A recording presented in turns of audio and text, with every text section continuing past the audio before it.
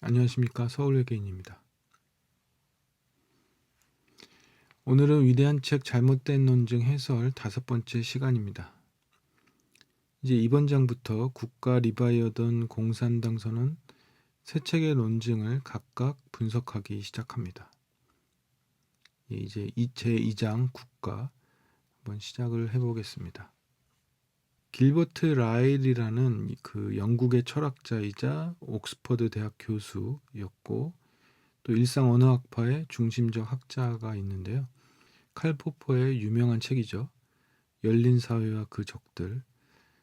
그 책에 대한 서평에서 국가의 논증에 반대하는 비판 사례를 다음과 같이 언급을 했습니다. 국가를 읽으신 분들은 이 내용에 동의하는 부분이 많을 것 같습니다. 영혼은 세 부분으로 나뉜다는 것. 영혼이 세 부분으로 나뉜다면 이상적인 사회는 세 계급 국가가 될 것이라는 것.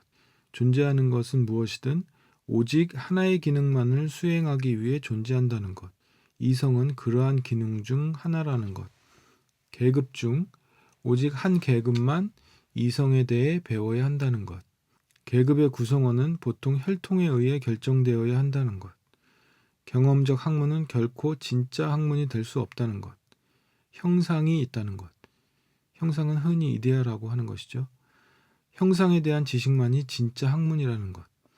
이 지식을 가진 사람만이 올바른 정치적 판단을 할 수 있다는 것. 플라톤이 묘사한 종류의 교육을 받은 통치자가 없다면 정치 제도는 쇠퇴할 수밖에 없다는 것. 정의는 각자 자신의 일을 함으로써 존재한다는 것 등입니다. 또 길버트 라일은 국가에 대해서 이렇게 말합니다. 국가는 애초에 탐구가 아니다. 만약 선언문이 아니라면 그것은 설교다. 또는 무엇보다도 교육을 받지 못한 사람들에게 플라톤이 제공하고자 했던 고등교육 커리큘럼의 목적을 설명하려는 시도일까? 라고 말합니다. 그러나 설교나 선언문 모두 탐구 못지않게 그 근거가 되는 논증의 질에 대한 비판에 취약합니다. 이것은 바꿔 말하면 애초에 엄밀한 논증이 없기 때문에 설교나 선언문이 된 거라고 볼 수도 있겠죠. 저자는 이제 플라톤이 독자들이 받아들이기를 바라는 결론을 더 그럴듯하게 만들기 위해서 의심스러운 수학적 장치를 사용했을 수도 있다고 봅니다. 이게 무슨 말이냐 하면 이제 그는 이상적 사회의 수호자들이 자신들도 사실이 아닌 것으로 알고 있는 신화를 가르침으로써 하위 계급들에게 그 계급에 속해 있음을 설득하는 것을 상상을 했습니다.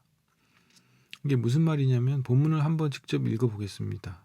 어떻게 보면은 굉장히 뻔뻔하다고 느껴질 수도 있는 부분인데요. 한번 읽어보자면 그러면 우리가 앞서 언급한 바 있는 그러한 필요한 마땅한 경우에 부응하는 거짓말을 즉 한 가지의 훌륭한 거짓말을 함으로써 누구보다도 특히 통치자들 자신이 고지 듣도록 할 수 있는 만약에 그게 불가능하다면 나머지 시민이라도 고지 듣도록 할 수 있는 어떤 방도가 우리에게 있을 수 있겠는가?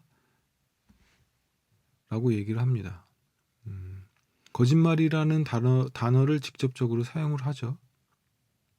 저자는 플라톤이 국가의 독자들도 같은 방식으로 대할 수 있다고 봅니다. 거짓말을 할 수도 있다고 보는 거죠. 그러나 길버트 라일이 앞서서 얘기했던 것과는 달리 플라톤의 청중은 현재와 마찬가지로 교육을 받지 못한 대상들이 아니었습니다. 자신과 같은 지적 관심사를 가진 상류층 동료들을 대상으로 설교를 했습니다. 이 플라톤 설교의 중요한 부분은 실제로 철학을 실천할 수 있는 사람들에게 철학에 대해 철저히 교육하는 것의 바람직함에 대한 것이죠. 동굴의 비유를 사용해서 설명하자면 무지한 동료 시민이 여전히 그림자의 세계에서 살고 있는 동굴로 햇빛으로부터 돌아온 후 그러한 교육을 받은 사람들을 권력의 지위에 두기 위한 것이 목적입니다. 만약 그 교육과정 속의 사회가 전혀 불가능한 제도들로 구성되어 있다면 그 교육은 정치적 관련성을 완전히 상실하는 겁니다. 정의로운 사회에서는 그 사회를 만들고 유지하는 데 가장 적합한 자격을 갖춘 시민이 통치자가 되어야 한다는 생각에 본질적으로 오해가 있는 것은 아닙니다. 하지만 이것이 국가에서 실제로 의미하는 것은 무엇일까요? 실제로 의미하는 것을 한번 따져보자면 부지런한 양치기, 잘 훈련된 의사, 명석한 조타수에 대한 플라톤의 비유는 그들의 기술이 지향하는 목적이 무엇인지에 대한 질문을 던진다는 점에서 여러 차례 비판을 받아왔습니다. 소크라테스는 목동은 자신이 돌보는 짐승이 아니라 자신의 이익을 위해 짐승무리를 돌본다는 적절한 의견을 자신이 아니라 트라시마코스의 입을 빌려서 말을 합니다. 그렇지만 소크라테스 자신은 정작 그 어디에도 이에 대한 대답을 하지 않고 대신 이렇게 말을 합니다. 양을 치는 기술에 있어서 관심사는 그것이 맡아 돌보도록 되어 있는 대상을 위해 최선의 것을 제공토록 하는 것 이외의 다른 어떤 것도 아님이 분명하오. 345D에 나오는 얘기고요. 국가를 읽다 보면 자주 마주치는 단어가 최선, 그 자체 그런 것 개념들인데요. 그러나 우리는 그 최선을 어떻게 알 수 있을까요? 또 절제된 사회와 절제된 사람 사이의 비유에서 본질적으로 잘못된 것은 없습니다. 절제된 사회는 잠재적으로 파괴적인 구성원을 통치자가 통제하는 사회고요.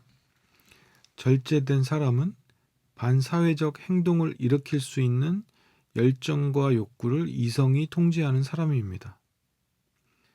그러나 진짜 문제는 플라톤이 푸시케의 세 가지 부분, 이성, 열정, 욕구가 그의 나라 폴리스를 구성하는 세 가지 부분, 즉 이성적인 수호자, 열정적인 보조자, 욕구적인 장인, 농부, 사업가, 생산자에 해당한다고 주장한 데 있습니다. 이게 왜 문제가 되는지 자세한 이유에 대해서는 다음 시간에 계속하겠습니다. 서울외계인이었습니다.